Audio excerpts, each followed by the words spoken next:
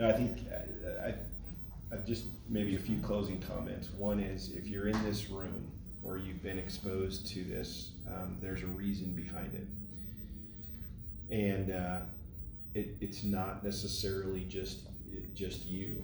There's people, you may not know them yet, but through who you are and the reach and relationships and centers of influence that you represent,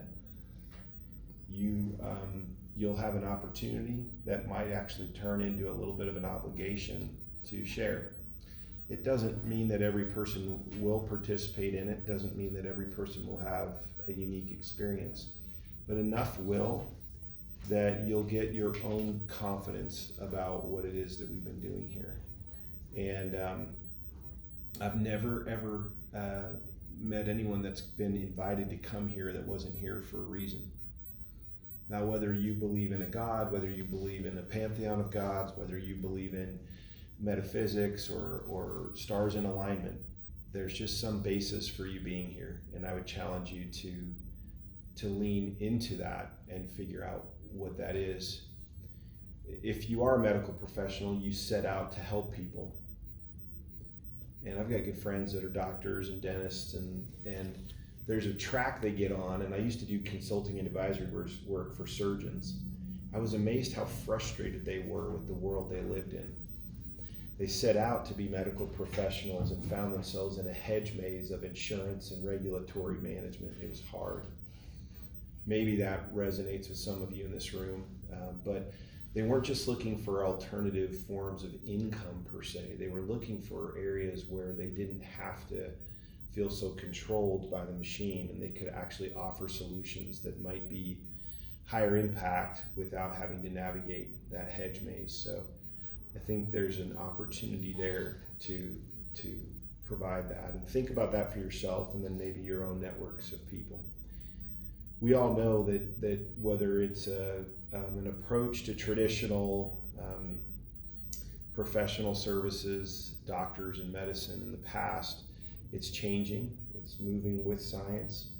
I think there's an openness to comprehensive solutions and not addressing everything from a symptom manifestation standpoint, but from an actual holistic and preventative approach. And I think that's very relevant with what we're doing. And I think we're humble enough as a company to be a good place for the right people. We're not a fit for everybody, but I do feel like the consciousness of our company is that we have an opportunity to help people, and we should do it if we can. I will say this, my dad set out to achieve worldwide distribution of Asea. That was the only thing he said. I said, what do you want to do? He said, the vision is simple, achieve worldwide distribution of Asea. I have begun to think that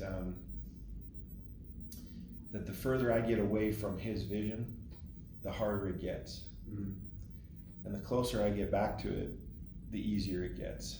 And the reason I say that is because of, who's to say there's not a child somewhere, suffering? When you get to a motivational hierarchy of like, first level is like survive, next level is compete, I want to be competitive, third level is I want to be excellent, I want to be like, I'm motivated by excellence. And then there's like the tip of that pyramid is cause.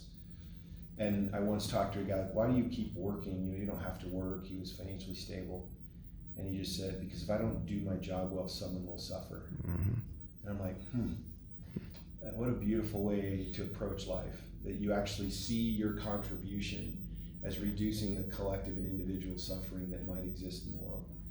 And I think there's a spirit or a force behind that approach that can have its own momentum and its own approach. So I look to my dad in my mind's eye, who is turning 85 this year, and I think, all he really was trying to do is get this to the people that needed it. To the degree that you are part of that, whether you want to call it network marketing, you want to call it medical professionals marketing, who cares? Like, at the end of the day, everyone that makes something is trying to get it to the person who wants that something.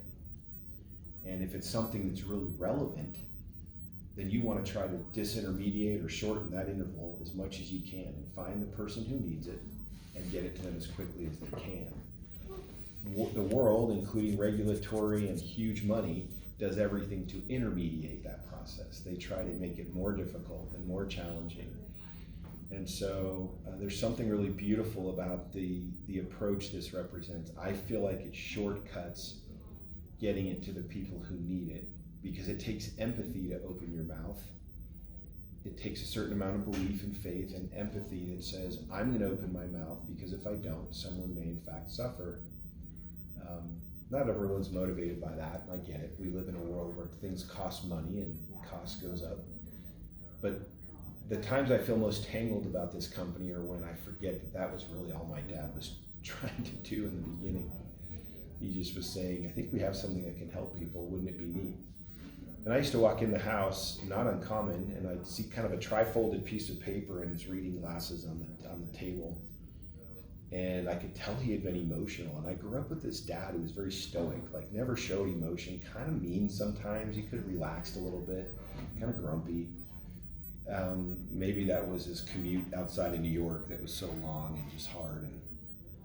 But here he is in his 70s, telling me he's living the best 10 years of his life after starting this company in his 70s, right?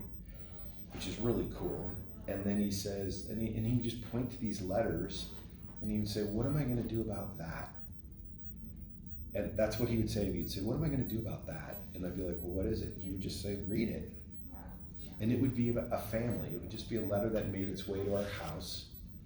And it was just like a really neat story of hope and of impact and good things. And here's this curmudgeon of a guy, big Fortune 50 executive, who had been, I could tell, had been emotional reading it. And he's like, what am I going to do about that? And I said, you should probably do more of it, because that's not a bad thing. That's a good thing.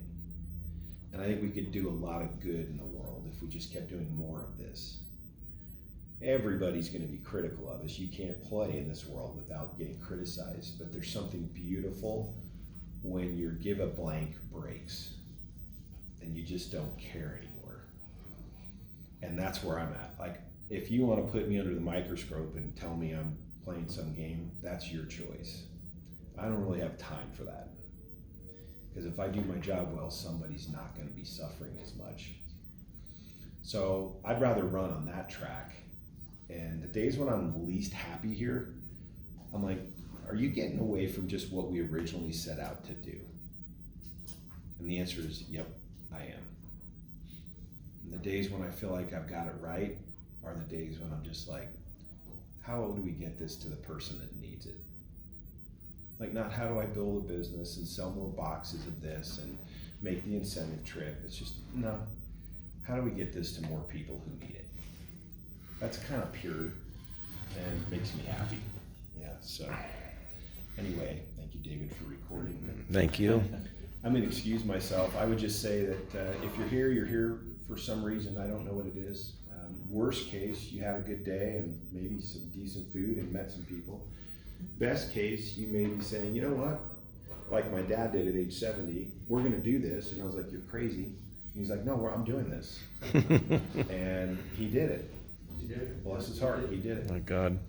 And I think it's blessed a lot of lives. And whatever it means for you, whether it's a little or a lot, I know this, it's a good thing. It's not a bad thing. And the world needs more good things. Yep. Amen. Thanks, brother. Thank you, guys. Appreciate it. Thanks, Tyler. Thank I'm you. going to leave you in capable hands. See you.